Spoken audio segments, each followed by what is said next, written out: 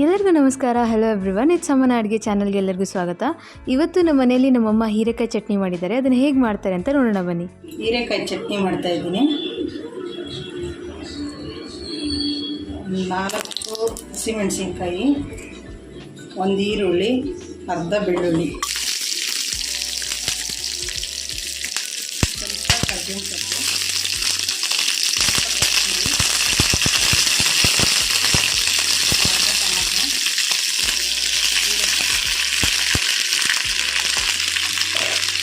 ಸ್ವಲ್ಪ ಹುಣಸೆಹಣ್ಣು,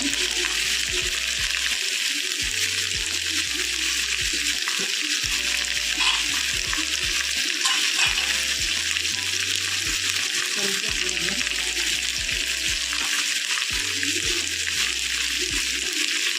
ಸ್ವಲ್ಪ ಅರಿಶಿನ,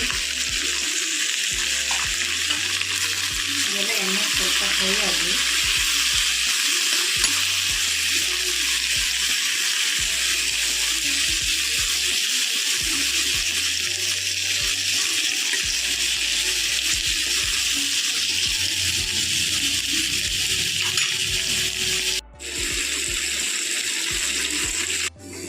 ಇದು ಫ್ರೈ ಆಗೈತೆ, ಸ್ವಲ್ಪ ಬಿಸಿ ಆರಲಿ. ಇದು ಉಟ್ಕೊಂಡ್ರೆ ಆಯಿತು ಚಟ್ನಿ. ರುಚಿಗೆ ತಕ್ಕಷ್ಟು ಉಪ್ಪು ಹಾಕ್ತಾ ಇದ್ದೀನಿ. ಇದು ಬಿಸಿ ಆರಲಿ. ಹೀರೆಕಾಯಿ ಚಟ್ನಿ ರೆಡಿಯಾಗಿದೆ.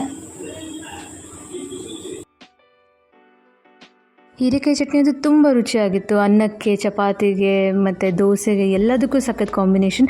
ಮತ್ತು 10 ನಿಮಿಷದ ಒಳಗಡೆ ಮಾಡ್ಕೊಬೋದಾದಂಥ ಒಂದು ರೆಸಿಪಿ ಇದು. ನೀವು ಖಂಡಿತ ಟ್ರೈ ಮಾಡಿ ಅಂತ ಹೇಳ್ತಾ, ಈ ರೆಸಿಪಿ ನಿಮ್ಗೆ ಇಷ್ಟ ಆಗಿದರೆ ಈ ವಿಡಿಯೋನ ಲೈಕ್ ಮಾಡಿ, ಶೇರ್ ಮಾಡಿ ಮತ್ತು ನಮ್ಮ ಚಾನಲ್ಗೆ ಸಬ್ಸ್ಕ್ರೈಬ್ ಮಾಡಿ. ಧನ್ಯವಾದಗಳು ಹಾಗೂ ಶುಭ ದಿನ.